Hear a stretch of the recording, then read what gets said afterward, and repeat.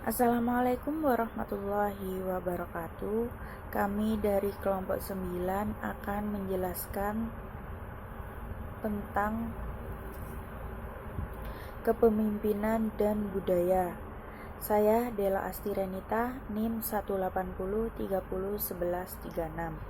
Yang pertama, kepemimpinan itu apa sih? Menurut Terry, kepemimpinan adalah aktivitas mempengaruhi orang lain agar mereka mau bekerja sama untuk mencapai tujuan kelompok. Dan sedangkan menurut R. Tenenbaum, yaitu kepemimpinan sebagai pengaruh antar pribadi yang dilakukan dalam situasi dan diarahkan melalui proses komunikasi pada pencapaian tujuan tertentu. Kepemimpinan organisasi meliputi tindakan dalam dua bidang. Yang pertama adalah mengarahkan organisasi untuk menghadap perubahan yang terjadi secara terus-menerus. Yang kedua, menyediakan keahlian untuk menghadapi dampak perubahan yang terus-menerus kepada manajemen. Jadi, kepemimpinan organisasi mengarahkan dan menuntun pada suatu visi sepanjang waktu serta mengembangkan kepemimpinan masa depan dan budaya organisasi. Kepemimpinan strategis menerima perubahan.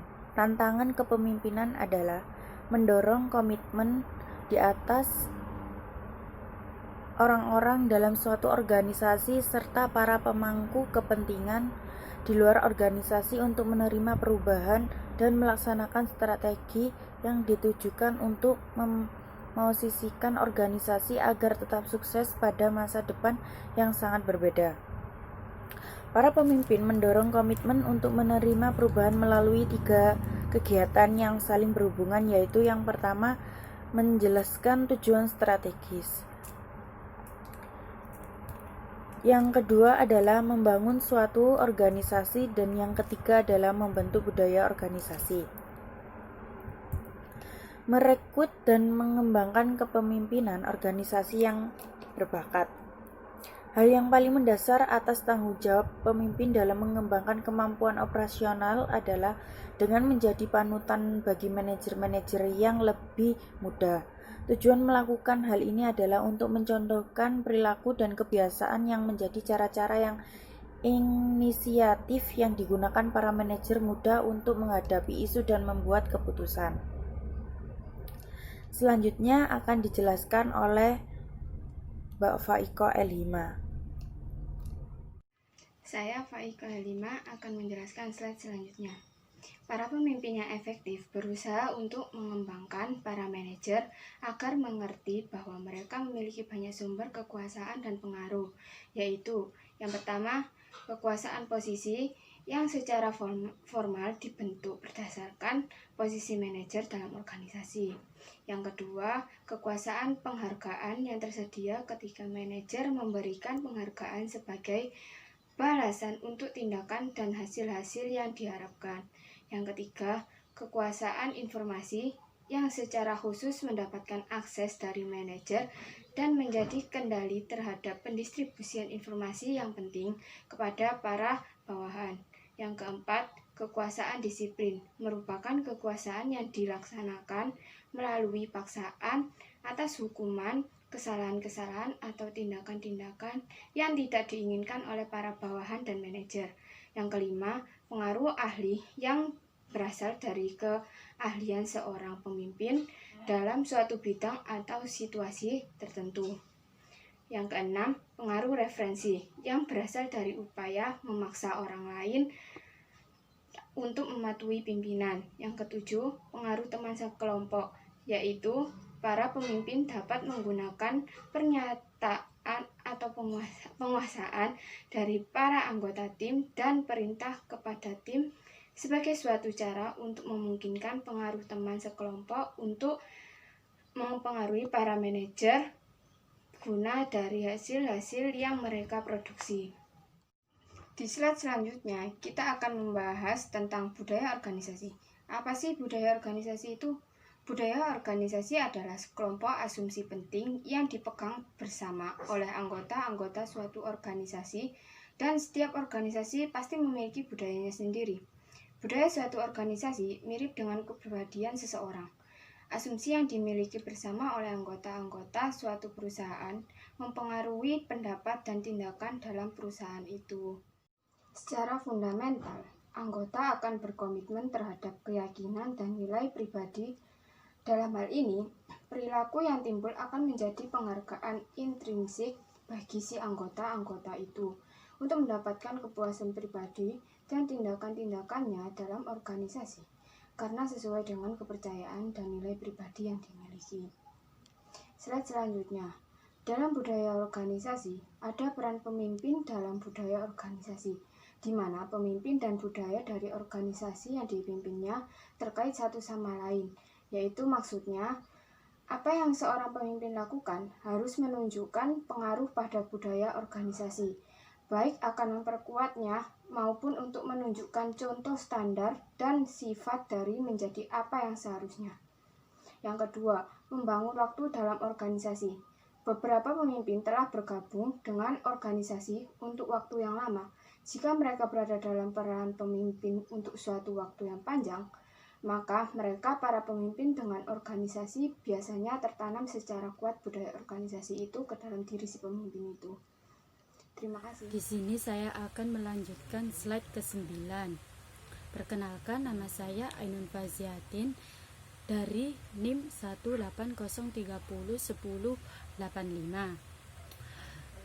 Yang ketiga, menekan nilai-nilai penting dan nilai-nilai dominan. Bisnis membuat strategi berdasarkan pada keunggulan kompetitif tertentu yang mereka miliki atau cari. Kualitas, diferensiasi, keunggulan biaya, dan kecepatan. Kecepatan adalah 4 sumber keunggulan kompetitif yang utama. Yang keempat yaitu membanggakan praktik-praktik yang secara sistematis memperkuat keyakinan dan nilai yang diinginkan. Perusahaan dengan budaya yang kuat memiliki kejelasan mengenai keyakinan dan nilai yang mereka butuhkan dan melakukan proses untuk membentuk keyakinan dan nilai tersebut dengan sangat serius. Yang terpenting, nilai yang dianut oleh perusahaan-perusahaan ini mendasari strategi yang mereka ambil. Sebagai contoh, McDonald memiliki kontes tahunan untuk menentukan pembuat hamburger terbaik di setiap toko. Kemudian, pemenang tersebut akan bersaing dengan perlombaan regional. Selanjutnya adalah yang kelima, menyesuaikan beberapa tema yang sangat umum secara unik. Setiap perusahaan melaksanakan keyakinan-keyakinan secara berbeda atau agar sesuai dengan situasi tertentu. Dan nilai-nilai setiap perusahaan adalah hasil kerja keras dari satu atau dua figur legenda yang pernah menduduki posisi kepemimpinan. Yang keenam, mengelola budaya organisasi dalam suatu organisasi global. Kenyataan dari organisasi global masa kini adalah bahwa budaya organisasi harus mengakui perbedaan budaya.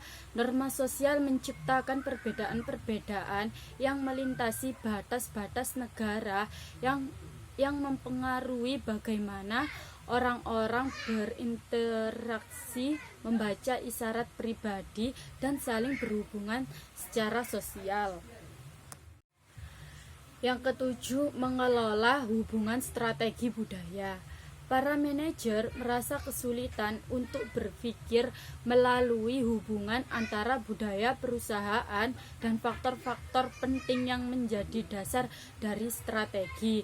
Namun demikian, mereka mengenali secara cepat komponen-komponen kunci perusahaan atau struktur, staf, sistem, karyawan, metode, mempengaruhi cara pelaksanaan dari tugas manajerial kunci dan bagaimana hubungan manajemen kritis tersebut dibentuk. Slide selanjutnya yaitu ada beberapa hal yang dilakukan untuk mengelola hubungan strategi budaya, yaitu yang pertama kaitan dengan misi, yang kedua memaksimalkan sinergi, yang ketiga mengelola lingkungan budaya, yang keempat merumuskan kembali strategi atau budaya. Sekian presentasi dari kelompok kami. Apabila ada salah kata, mohon maaf. Wassalamualaikum warahmatullahi wabarakatuh.